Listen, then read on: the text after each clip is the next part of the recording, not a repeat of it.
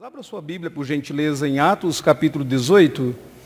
Nós leremos do versículo de número 1 ao versículo de número 17. E quando nós lermos a Bíblia, por gentileza, nós voltaremos a alguns versículos desse capítulo para mostrarmos, apontarmos algumas lições preciosas desse texto para nós. Como já foi dito, nós iniciamos hoje uma série de exposições que deverá ir até o final de junho sobre a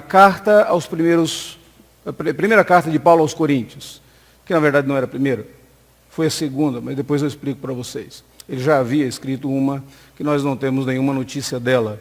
Então, aquilo que nós chamamos de primeira carta de Paulo aos Coríntios foi a segunda carta de Paulo aos Coríntios. Aquilo que nós chamamos da segunda carta de Paulo aos Coríntios, provavelmente foi a quarta carta de Paulo aos Coríntios. Duas cartas escritas pelo apóstolo, elas não foram encontradas e, por causa disso, certamente não eram inspiradas. Se o fosse, o próprio Deus teria preservado aquelas cartas para nossa edificação. Mas nós queremos ver nesta manhã sobre como o Evangelho chegou a Corinto. Então, Atos capítulo de número 18, do versículo de número 1 ao verso de número 17, diz assim: Depois disto, deixando Paulo Atenas, partiu para Corinto. Lá encontrou certo judeu chamado Áquila, natural do Ponto, recentemente chegado da Itália, com Priscila, sua mulher, em vista de ter Cláudio, o imperador, decretado que todos os judeus se retirassem de Roma. Paulo, aproximou-se deles, e posto que eram do mesmo ofício, passou a morar com eles, e ali trabalhava, pois a profissão deles era fazer tendas. E todos os sábados discorria na sinagoga, persuadindo tanto judeus como gregos. Quando Silas e Timóteo desceram da Macedônia, Paulo se entregou totalmente à palavra, testemunhando aos judeus que o Cristo é Jesus. Opondo-se eles e blasfemando, sacudiu Paulo as vestes e disse: Sobre a vossa cabeça o vosso sangue. Eu dele estou limpo, e desde agora vou para os gentios. Saindo dali, entrou na casa de um homem chamado Tício Justo, que era temente a Deus, e a casa era contígua à sinagoga. Mas Crispo, o principal da sinagoga, creu no Senhor com toda a sua casa. Também muitos dos coríntios, ouvindo, criam e eram batizados. Teve Paulo durante a noite uma visão em que o Senhor lhe disse: Não temas, pelo contrário, fala e não te cales. Porque estou contigo e ninguém ousará fazer-te mal, pois tenho muito povo nesta cidade. E ali permaneceu 1 ano e 6 meses, ensinando entre eles a palavra de Deus. Quando, porém, Gálio era procônsul da Acaia, levantaram-se os judeus concordemente contra Paulo e o levaram ao tribunal, dizendo: Este persuade os homens a adorar a Deus por modo contrário à lei. Ia Paulo falar quando Gálio declarou aos judeus: Se fosse com efeito alguma injustiça ou crime de maior gravidade, ó judeus, de razão seria atender-vos. Mas se é questão da palavra, de nomes e da vossa lei, tratai disso vós mesmos. Eu não quero ser juiz dessas coisas. E os expulsou do tribunal. Então todos agarraram Sóstenes, o principal da sinagoga, e o espancavam diante do tribunal. Gálio, todavia, não se incomodava com estas coisas. Vamos orar? Pai bendito, nós acabamos de ler a Tua palavra e somos-te gratos por esse imenso privilégio. Suplicamos que fales ao nosso coração e ilumines a nossa mente. Queremos compreender a palavra do Senhor e colocá-la em prática no nosso viver diário. No nome de Jesus oramos. Amém. Até que ponto deveria o crente, o cristão, se envolver com atividades e práticas do mundo ao redor? Por exemplo, O que há de errado em participar de baladas, blocos de carnaval, bailes funks, jogos de azar, como loteria esportiva, barzinhos e assim por diante? O que tem de errado em participar disso? Por que se preocupar com o vestuário? As vestes do crente devem realçar a silhueta do Senhor na cidade, a glória e a beleza de Cristo. Qual o problema de um cristão praticar sexo fora do casamento? Afinal, será que isso não estaria dentro daquilo que nós chamamos de liberdade cristã? Alguns argumentam que, se ele é um cristão jovem, ele deveria aprender pela prática. Outros dizem, se já é uma pessoa madura, ele tem a liberdade para tomar as suas próprias decisões. Qual o problema de um cristão praticar sexo fora do casamento? Que direito tem a igreja de legislar moralidade aos seus membros? Ou, se Deus é tão gracioso, por que deve haver algum código de conduta para os cristãos? Bom, por mais que essas perguntas soem muito contemporâneas, e talvez você até pense que eu ouvi uma conversa sua em família, ao redor da mesa, para elaborar essas perguntas aqui.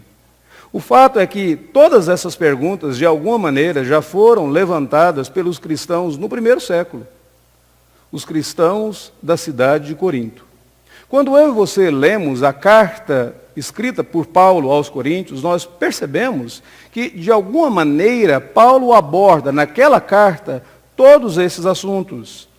Ele trata de todas essas questões e mais algumas ali.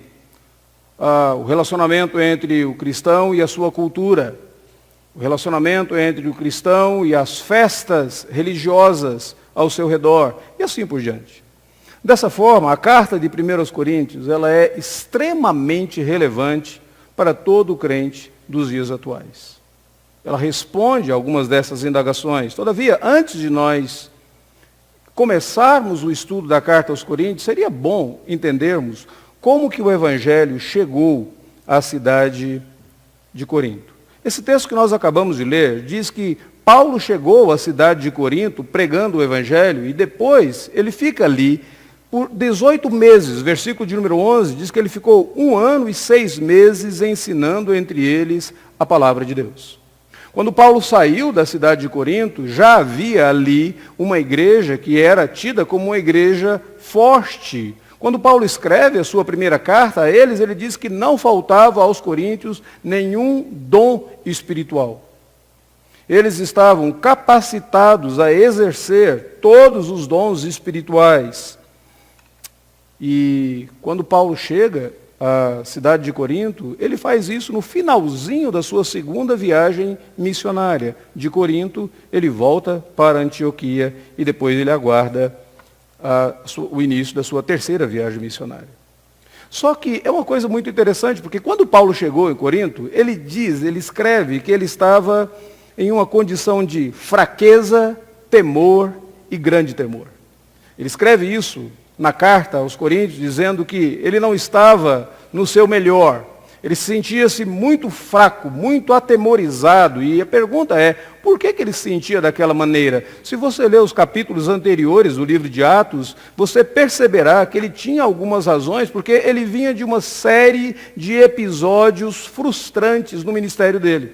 Por exemplo, quando ele pregou na cidade de Filipos, em Atos 16, ele foi apedrejado, ele foi encarcerado. E lá no cárcere ele foi açoitado. E talvez as feridas não estavam curadas ainda quando ele, de Filipos, foi para Tessalônica.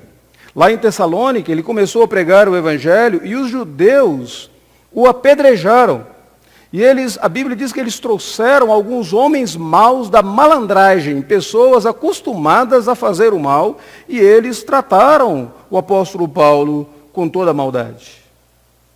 De Tessalônica, ele foi para Bereia.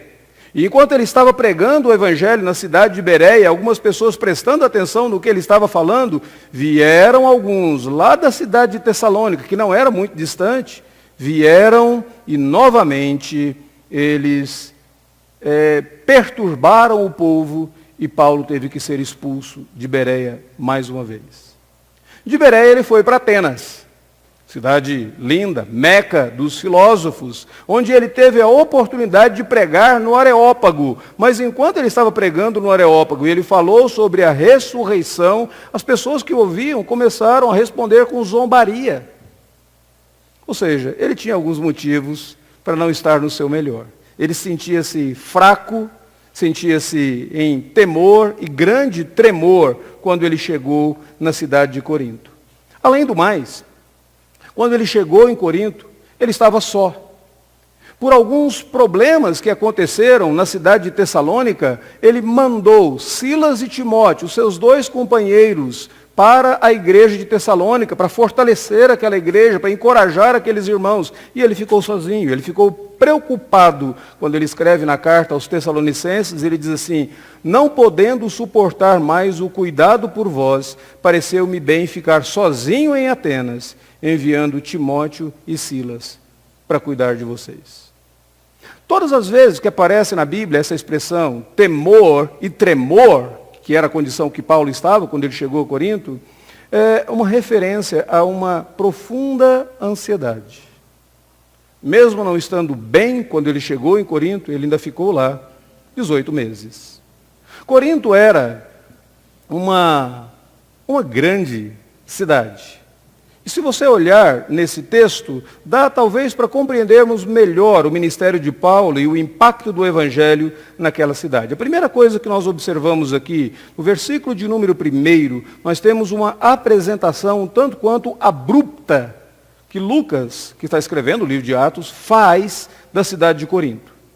Ele não diz assim: deixando Atenas, Paulo partiu para Corinto, aquela cidade que era a capital da Acaia, aquela cidade que era a 3ª maior cidade do Império Romano. Não, ele não fala nada disso. Ele simplesmente diz: Paulo partiu para Corinto. É abrupta a apresentação, porque Corinto já era muito conhecida naquele contexto. E a razão pela qual a cidade era tão conhecida é porque, como eu disse, ela era a 3ª maior, a 3ª cidade mais importante do Império Romano. Ela só perdia para Roma e para Antioquia. Ela era uma cidade portuária e, consequentemente, era uma cidade rica, porque toda a transação marítima na Grécia, de alguma maneira, passava por ali.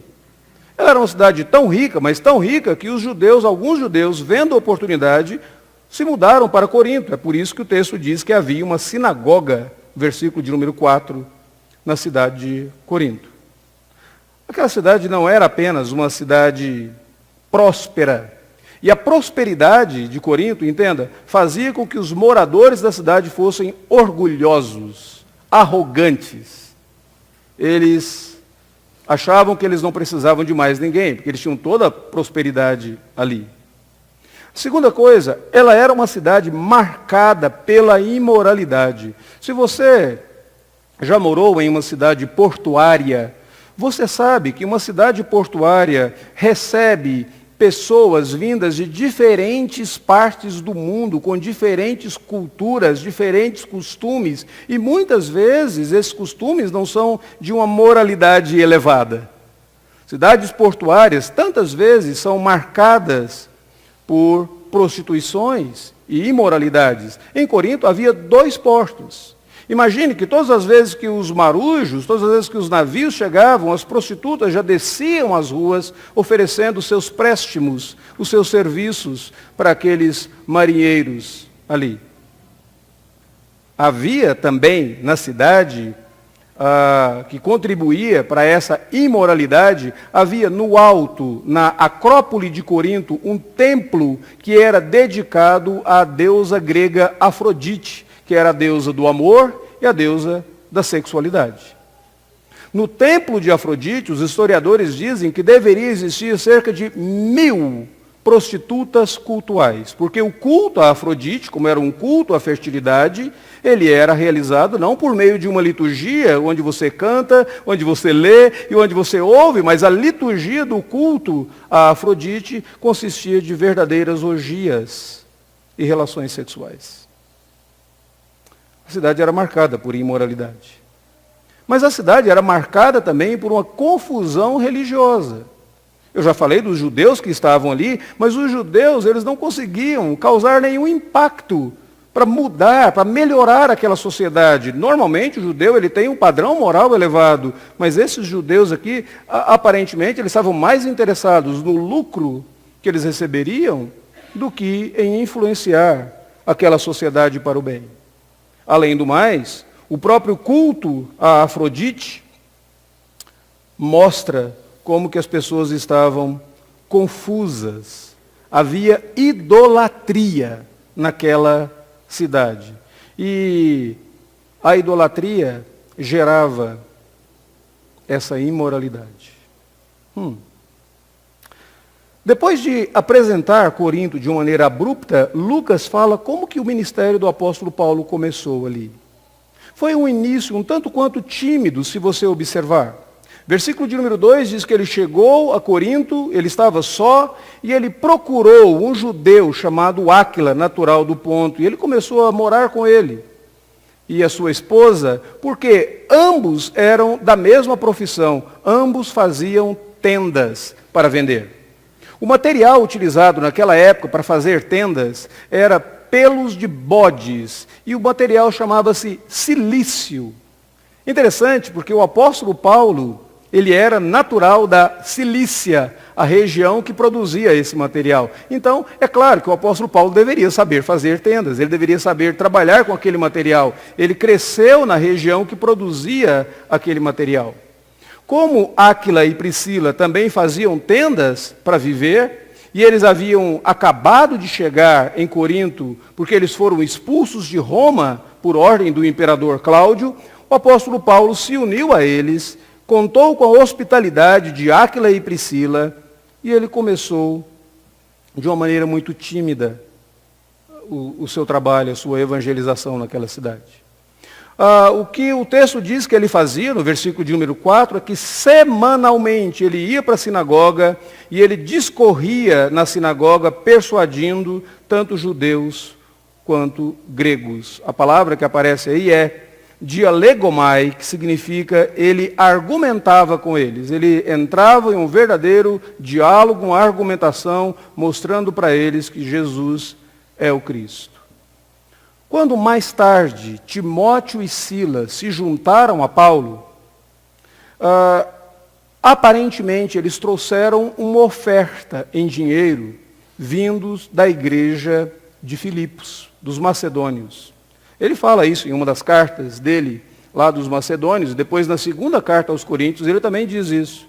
Como eles trouxeram uma oferta, Paulo não precisava trabalhar agora para a sua subsistência. Então o versículo de número 5 diz assim: quando Silas e Timóteo desceram da Macedônia, Paulo se entregou totalmente à palavra, testemunhando aos judeus que Jesus é o Cristo. Então agora sim, ele tem aquela dedicação completa, o tempo todo, tempo integral, pregando que Jesus era o Cristo. Então, aquele início tímido, no finalzinho, permitiu que ele pudesse pregar todo o tempo naquela cidade. Quando ele começou a pregar mais intensamente, não demorou muito para que uma oposição se levantasse contra Paulo e contra a sua mensagem. Você observa isso no versículo de número 6. Opondo-se eles e blasfemando, ou seja, Paulo estava pregando e os ouvintes começaram a levantar uma oposição agora. E aqui uma coisa muito interessante, porque o Evangelho sempre suscita oposições. Se você observar, Áquila e Priscila, eles foram expulsos, tem uma boa semana, 2, porque eles eram cristãos. Porque eles eram judeus e acreditavam em Cristo. Um escritor romano, Seutônio, diz que eles foram expulsos pelo imperador Cláudio por causa de um tal de Crestus, que era a maneira deles falarem de Cristos. Então, eles já haviam enfrentado a oposição, e a oposição fez com que eles tivessem que mudar de residência. Agora Paulo chegou a Corinto, começou a pregar, E o versículo de número 6 diz que os judeus se opuseram a ele. E ele então rasgou as suas vestes e ele disse para os judeus: eu estou limpo do sangue de vocês, a partir de agora eu vou para os gentios. Aqui uma coisa muito interessante, permita-me uma nota de rodapé, porque muitas vezes nós perguntamos o seguinte: até que ponto eu devo insistir falando de Cristo para uma pessoa? Até que ponto eu devo insistir pregando o Evangelho para uma pessoa, mesmo quando essa pessoa está recusando o Evangelho? Talvez uma indicação do ponto de limite, a linha de limítrofe aqui, seja o versículo de número 6. Quando essas pessoas começarem a blasfemar. Paulo só desistiu dos judeus quando os judeus blasfemaram e eles reagiram com essa rejeição abusiva, blasfemando de Cristo, do evangelho que Paulo pregava, falando mal do próprio apóstolo Paulo. Então Paulo diz: eu estou livre do sangue de vocês, a partir de agora eu vou para os gentios. Só que os opositores de Paulo, eles não se contentaram. Os opositores de Paulo levaram o caso ao tribunal. Versículo de número 12 diz que eles apresentaram o caso a Gálio. Aqui é interessante, porque Gálio era uma figura muito conhecida no Império Romano. Ele chega para ser procônsul na Acaia no ano de número 52, já havia um ano que Paulo estava ali na cidade de Corinto. Então, provavelmente Paulo chegou no ano 51, Gálio chegou no ano 52. Por que nós conhecemos muito sobre Gálio? Porque foi encontrada uma inscrição nas escavações de Delfi, e elas falam muito sobre Gálio. Aliás, Gálio era irmão do grande filósofo Sêneca. Então ele era uma pessoa muito conhecida na região. Pois bem, o caso foi levado para Gálio, e quando chegou lá, Gálio disse: se vocês estão tratando de questões religiosas, eu não vou me envolver com isso. Vocês tratem o caso vocês mesmos. E agora a oposição toma caminhos mais violentos. Por quê? Porque eles pegam esse judeu chamado Sóstenes, e eles começam a espancar esse judeu diante do próprio tribunal. Nós não sabemos se esse Sóstenes aqui é aquele mesmo Sóstenes que, juntamente com o apóstolo Paulo, escreveu a primeira carta aos Coríntios. Quando você lê 1 Coríntios capítulo 1, versículo de número 1, diz assim: Paulo e Sóstenes. Se foi, você pode dizer que esse indivíduo apanhou e foi convertido depois. Não é? Rejeitado pelos judeus, ele diz: é melhor eu ir para o lado dos cristãos. E aí ele foi convertido. Só que se ele foi convertido, aí tem uma coisa muito interessante. Ele foi o segundo principal da sinagoga que foi convertido. Porque o versículo de número 8 diz que Crispo, o principal da sinagoga, já tinha sido convertido. E agora Sóstenes, o outro principal da sinagoga, também também será convertido. O ponto é, quando eu e você queremos pregar o Evangelho, quando nós queremos viver o Evangelho, nós teremos oposições. Você muitas vezes pode dizer que uma pessoa, que um não crente, que um incrédulo, é o seu melhor amigo, mas você só será o melhor amigo dele o dia que você não pregar para ele, ou até quando você não pregar para ele. Quando você pregar para ele, quando você falar do Evangelho, quando você falar dos princípios da palavra de Deus, ele não será o seu melhor amigo mais. Ele zombará de você.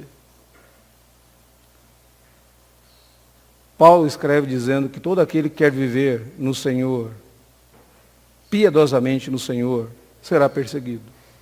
E às vezes nós nos iludimos, achando que nós podemos ter uma amizade com pessoas que não creem em Deus, que blasfemam contra Deus, e elas nunca se voltarão contra nós. Entenda que a maioria das pessoas não rejeita o Evangelho por uma questão intelectual. Elas rejeitam o Evangelho por questões morais. Lembro de Dostoiévski, aquele escritor russo que dizia: se Deus não existir, tudo será permitido. Ou seja, a rejeição de muitas pessoas a Deus e ao Evangelho O fato de várias pessoas abraçarem a incredulidade não é por questões intelectuais, mas por questões morais. E da mesma forma, quando Paulo pregava o Evangelho e aquilo afetava com a moralidade da cidade de Corinto, eles se opuseram a Paulo. O texto conclui com um último detalhezinho aí que você observa do versículo de número 8 a 11. Quando Paulo sofre toda essa oposição, todo esse confronto, ele é consolado pelo próprio Deus. O texto diz que teve Paulo durante a noite uma visão e o próprio Deus o consolou. Mas Deus já havia consolado Paulo de outra maneira, não apenas através dessas palavras, dessa visão. Deus já havia consolado e confortado o coração de Paulo por meio da sua providência. Que providência é esta? Entenda, quando Paulo chegou em Corinto, ele estava enfraquecido, ele estava sozinho e Deus providenciou para ele um lar, uma família que o recebeu e que se tornou amigo dele. A partir desse momento, desse encontro de Paulo com Áquila e Priscila, Paulo irá para Éfeso, Áquila e Priscila irão para Éfeso. Mais tarde, nas cartas do apóstolo Paulo, ele sempre fará menção a esse casal, porque esse casal passa a ser colaborador do trabalho missionário, da obra de evangelização que Paulo fazia. Ou seja, Deus conforta e consola o meu e o seu coração quando Ele levanta para nós verdadeiros companheiros. A comunhão fraternal, ela é abençoadora, especialmente em tempos difíceis para nós. Uma outra coisa que é interessante você observar, como que Deus estava trabalhando no coração de Paulo, foi por meio das conversões do trabalho dele. Se você observar, no versículo de número 8, diz que Crispo, o principal da sinagoga, creu no Senhor. O versículo 7 já havia falado de um homem chamado Tício Justo. E provavelmente o versículo de número 17, que faz menção desse Sóstenes, está fazendo menção de alguém que também será convertido ao Senhor. Em outras palavras, era como se Deus estivesse dizendo para Paulo, Paulo, a despeito das perseguições, a despeito das dificuldades que você está enfrentando nesta cidade tão marcada pelo pecado, tão marcada pela imoralidade, eu estou abençoando o seu trabalho. Eu estou abençoando os seus esforços. Pessoas estão sendo convertidas por meio da sua pregação. Esses são sinais da graça de Deus. Sinais de que Deus estava abençoando o trabalho do apóstolo Paulo. Mas a segunda maneira de Deus consolar Paulo é por meio da sua palavra.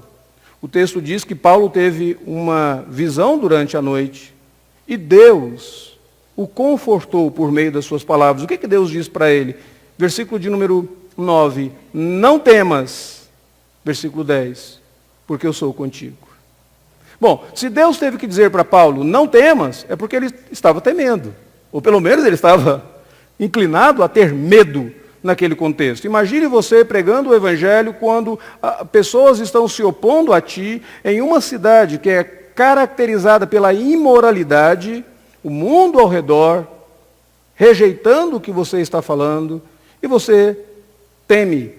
Mas eu gosto muito dessa fórmula que Deus usa para falar com Paulo. Não temas, porquanto eu estou contigo. Paulo era um judeu. E como um judeu, sendo ele não apenas um judeu, mas sendo ele um rabino, ele sabia o Antigo Testamento de cor. Normalmente um rabino sabe o Antigo Testamento de cor. E quando Deus usa essa fórmula para falar com Paulo, não temas, porque eu sou contigo, na mente do apóstolo Paulo, algumas coisas deveriam aflorar.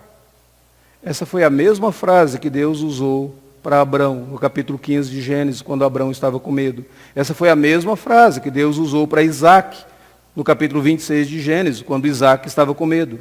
Essa foi a mesma frase que Deus usou com Josué, quando Josué estava entrando na terra prometida. Essa foi a mesma frase que Deus, por meio dos profetas, Isaías, Jeremias, Ezequiel, usava para falar com o povo dele. Era como se Paulo, ouvindo essa palavra de Deus, ele pudesse se identificar, esse é o Deus Esse é o mesmo Deus, ontem e hoje, e o será para sempre. Como que Deus confortou, dizendo, eu estou contigo, a minha presença te basta, a minha graça te basta. Segundo, Deus diz, ninguém te fará mal, ninguém ousará fazer-te mal. Nesse lugar, na cidade de Corinto, ninguém tocou em Paulo. Mesmo quando ele estava no tribunal, se você observar, quando ele foi falar, Galho disse, eu não quero saber dessa história. E ele, naquele exato momento, eles fizeram mal a Sóstenes. Né? Coitado, sofreu por tabela. Mas a Paulo, ninguém tocou em Paulo. E Deus ainda disse para Paulo, eu tenho muitas pessoas nessa cidade, então fala e não te cales. Aqui é uma coisa muito interessante. Se Deus tem várias pessoas em um determinado lugar, como que você pode saber quem é que pertence a Deus e quem não pertence a Deus? Por meio da pregação do Evangelho. Aqueles que são de Deus, quando eles ouvem a pregação do Evangelho, eles são convertidos a Deus. Deus estava segurando o apóstolo Paulo, dizendo, continue falando, porque a maneira dos meus se evidenciarem é por meio da pregação do Evangelho. Eles crerão, e você sabe quem eles são.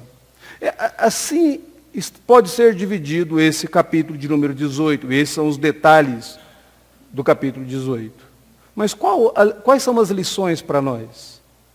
Como que nós podemos pregar o Evangelho? E como que nós podemos viver o Evangelho na cidade pecado? Permita-me dizer para vocês que Corinto não está tão longe de nós. Corinto está nas nossas ruas. Corinto está na mídia do mundo, onde nós vivemos. Recentemente, um programa de TV tentou fazer um experimento cultural, colocando um pai para beijar uma filha e insinuar um relacionamento com uma filha na televisão. Corinto se mudou para as nossas ruas. Corinto entra nas nossas casas por meio da TV, por meio das letras das músicas que muitas vezes nós ouvimos. Corinto faz parte do nosso mundo, da nossa realidade. Como viver o Evangelho nesse contexto? Para mim, essa experiência do apóstolo Paulo aponta 3 princípios fantásticos que todos nós necessitamos. A primeira coisa é que o Evangelho, ele opera na vida dos crentes a consciência e a importância da comunhão fraternal. Em outras palavras, não dá para viver em Corinto se isolando dos outros crentes. Não dá para viver em Corinto sozinho. Não dá para ser o cavaleiro solitário. Mas o Evangelho nos convida a sermos crentes solidários. O Evangelho que nós queremos pregar para os outros, ele tem que trabalhar, em primeiro lugar, no meu coração. Para que eu entenda que eu necessito de outros irmãos, eu necessito da igreja, eu necessito da comunhão com outras pessoas. Não é possível ser um crente isolado nesse contexto de Corinto, porque se você tentar ser, você vai sucumbir ao mundo de Corinto. Deixa eu dar uma seguinte ilustração para vocês, da história verídica de um cristão indiano. Ele era um Sikh, da religião Sikh, e ele foi convertido ao cristianismo quando os britânicos dominavam a Índia, Sadhu Sundar Singh. Sadhu Sundar Singh, ele começou a viver como um sadhu. A palavra sadhu significa homem sagrado, e ele tinha vestes de um homem sagrado, e quando as pessoas, os indianos, se aproximavam dele, imaginando que ele era um daqueles indianos, homens sagrados, e eles pediam a oração dele, ele pregava o evangelho para aquelas pessoas. Em uma determinada ocasião, Sadhu Sundar Singh estava caminhando na cordilheira do Himalaia. E quando, de repente, naquela região fria, foi tomada por uma tempestade de gelo. Eram 3 pessoas, e um deles estava febril. E ele insistiu com seu colega, com seu companheiro, para que eles ficassem e cuidassem daquele homem febril, que eles o ajudassem a tirar dali da cordilheira. Mas o outro estava tão amedrontado com aquela tempestade, e ele diz: eu vou correr, é problema seu, você cuide dele, e eu não quero saber. E ele abandonou Sundar Singh, juntamente com aquele outro indivíduo febril. Sundar Singh não teve nenhuma outra oportunidade, nenhuma outra alternativa, senão colocar o homem sobre os seus ombros, o homem que estava febril, e levar esse homem sobre os seus ombros, a passos muito lentos, tentando fugir da cordilheira do Himalaia. Depois dele andar alguns quilômetros, ele olha no caminho e ele vê o corpo do terceiro companheiro morto, congelado ali. Mas ele estava vivo. E o colega, nas costas dele, estava vivo. Porque o contato dos 2 corpos, um aqueceu o outro. Mas aquele que foi tão egoísta e quis ficar sozinho, morreu no frio. Essa história é muito interessante porque ela ilustra muito bem algo na própria vida cristã. Todas as vezes que eu e você tentamos nos isolar, tentamos ser crentes sozinhos, sem a comunhão dos santos, nós estamos nos colocando numa situação muito perigosa e podemos sucumbir a Corinto ao nosso redor. Nós não somos independentes, nós somos totalmente dependentes do restante do corpo de Cristo Jesus. Recentemente eu aconselhei um pai que estava passando por uma situação muito complicada com o seu filho. Depois de me contar toda a história, eu perguntei a ele: e o que você está fazendo para manter a sua vitalidade espiritual? Você frequenta alguma igreja? Ele diz: não. Eu disse: olha, eu não quero nem conversar sobre o seu filho nesse exato momento, mas eu quero falar sobre você, sobre a sua vida espiritual. Você não conseguirá enfrentar essa situação sozinho. Pela misericórdia de Deus, esse rapaz hoje, esse pai hoje, está integrado em uma igreja. O filho não mudou, mas mudou a atitude daquele pai. O que é o Evangelho? Como é que nós podemos viver e pregar o Evangelho na cidade de pecado? Tendo consciência da importância da comunhão fraternal. É a primeira coisa. Paulo chegou lá e ele procurou Áquila e Priscila. Logo depois vem Timóteo e Silas e se unem a ele. Segunda coisa, como que nós podemos pregar nesse contexto é não desprezando os dias dos pequenos começos. Eu não disse para vocês que Paulo começou de uma maneira muito tímida. Ele estava enfraquecido, ele só podia aproveitar a oportunidade de pregar uma vez por semana na sinagoga. Depois, ele tinha que trabalhar o restante. Depois, quando ele teve condições, foi que ele se dedicou totalmente à pregação do Evangelho. Primeiro tem aquele indivíduo chamado Tício Justus. Depois vem Crispo. Depois, talvez, Sóstenes. E não fala mais. Mas, quando Paulo sai daquela cidade, 1 ano e meio depois, uma grande igreja estava organizada ali. Não despreze os dias dos pequenos começos. Muitas vezes a oportunidade que você tem é de dar um pequeno testemunho para o seu colega na faculdade, para o seu colega no trabalho, uma pequena oportunidade que você tem para testemunhar para alguém da sua família ou um dos seus vizinhos. Não despreze o dia dos pequenos começos. Se você despreza e acha que isso não é suficiente, você vai sucumbir na tristeza, na frustração e na angústia. Mas Deus é poderoso para utilizar essas pequenas oportunidades que você tem para falar do Evangelho. Meire e eu, há alguns anos, encontramos uma mãe nos Estados Unidos, uma senhora muito querida, amiga nossa, e depois de estarmos afastados dela por cerca de praticamente 1 ano, nós a encontramos e nós sabíamos que ela tinha uma filha que estava andando longe dos caminhos do Senhor. A filha dela havia se mudado para a casa de um traficante de drogas e ela estava morando com esse traficante de drogas. Ela já havia abortado e é aquela jovem que cresceu no contexto da igreja, ela estava longe dos caminhos do Senhor. Quando nós começamos a conversar com ela, em determinado momento da conversa, nós perguntamos pela filha dela e nós queríamos saber como nós podíamos orar por aquela jovem. Ela nos deu uma resposta totalmente surpreendente. Nós nos sentimos humilhados diante da sabedoria daquela mulher. Ela disse: minha filha continua longe dos caminhos do Senhor e a situação dela está horrível. Mas eu me alegro, porque ao menos uma vez por semana, nas terças-feiras, ela ainda vem almoçar comigo. E aquela 1 hora de almoço que eu tenho com ela é a janela, é a oportunidade que Deus me dá para representar Cristo para ela.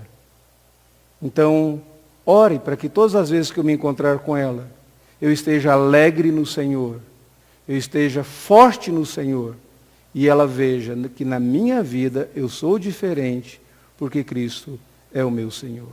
Que coisa fantástica, não despreze os dias dos pequenos começos.